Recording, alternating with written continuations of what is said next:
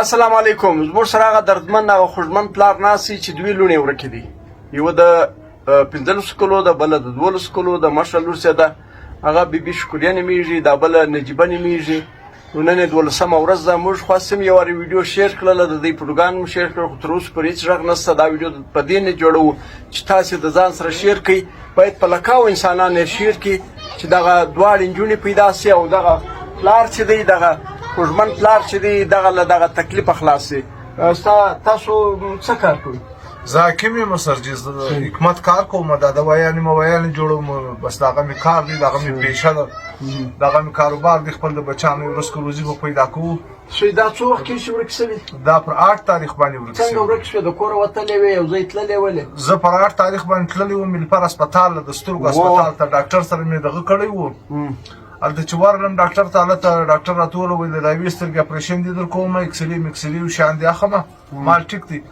بس زه هلته اپوینټمنټ کړم، داخل یې کړم. د هغه ورځ ما هلته په هسپتال کې تېره کړه. دا بله ورځ چې رالم دلته کور ته، پوښتنه مې وکړه، ول دا نجونې نشته، د کوره وتلي دي. بیا شاوخوا وګرځېدلو، قربان دوستان شناخته دورې الله در تاڼې پورې. خو دغه دی چې در اوسه پورې کوم درک نه دی معلوم.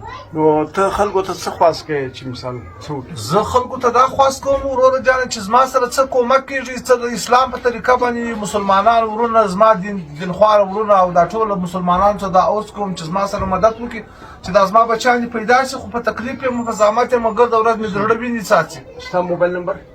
0301 0301 37 37 35 35 797 797. په پښتو بیا مو وایي 0301 ودېرش 15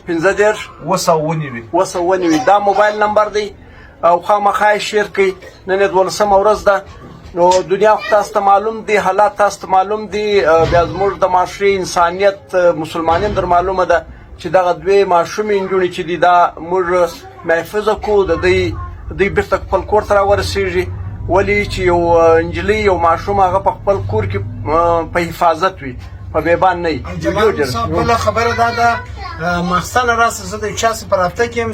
دا خبره هم وکړه، دا خبره ډېره ضروري ده. مختیار نومیږي او ما ته وایي دا نجونې له ما سره دي، ما له دونه پیسې راواسو. د محسنه برایي زه تر 4 بجې ورسره غږېدلم. او سردار کاهر صاحب چې دی، سردار کاهر بازی دی، خو چې دوی دغه سړي سره خبره کړې، هغه بیا دا ویلې چې دا نجونې زما سره هغه درواغ وایي. د دوی څه پیسې غواړي چې یو 10,000 روپۍ راولېږه، هغه بیا هغه د 10,000 روپو دپاره ناست 10,000 روپو غل. جمال صاحب ما ورته وویل ته خالي د نجونې یو پروف راولېږه، یا تصویر راولېږه، یا خپل د شناخت کارت کاپي راولېږه، زه 1,00,000 روپۍ هم درلېږم. بیا ما د پېښور کې زه د اول پېښور سیم، بیا مانسیره بډاباد سیم، پی ټي ایم مرګور سره ما رابطه وکړله. فرید افریدي سره بل وزیر دی په پېښور کې، زما دوست دی حبیب رسول، هغه سره مې رابطه وکړله.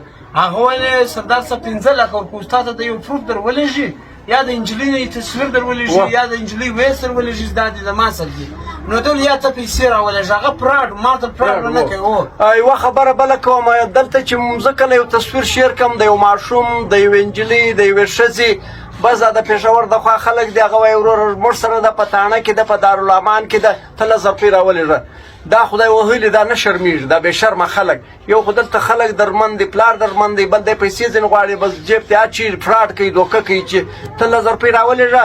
موږ به پولیس والا سره خبره وکړو، هغه په تاڼه کې بند دی، بنده ده، په دارالامان کې دی، په دارالامان کې بنده ده. موږ به ورسو، بیا به خبره سره وکړو. دا بیا دا فراډ کوي، دا ګرد درواغ دی. جمال صاحب دا اپرېشن کړی دی د سترګو، هغه ظالم ټلیفون سره کړی دی، بغارې ورته وایي له ما سره 2 روپۍ نشته، وایي موږ دا ته در په در یو. بله یوه خبره کومه چې دی ډېر در په دره دی، مالي طور باندې ډېر خوږ دی، سترګې کار نه کوي، بس د کور مشر هم دی. نو که تاسو چیرې مالي مرسته ورسره کوئ، هم دغه موبایل نمبر دی، د دې سړي مالي مرسته وکړئ. یو جان مننه، شکریه. الله دې وکړي چې ستا بچي پیدا شي. جزاک الله. الله دې نبي مبارک صلی الله علیه وسلم په رحمت او په شفقت کې ټول ملګري وي، یارانو بخښي چې چا زما سره قدم اخیستی. رب ذوالجلال دې د خپل رحمت پورې سره قدمونه په هغې دنیا او په دې دنیا ښکلي کړي.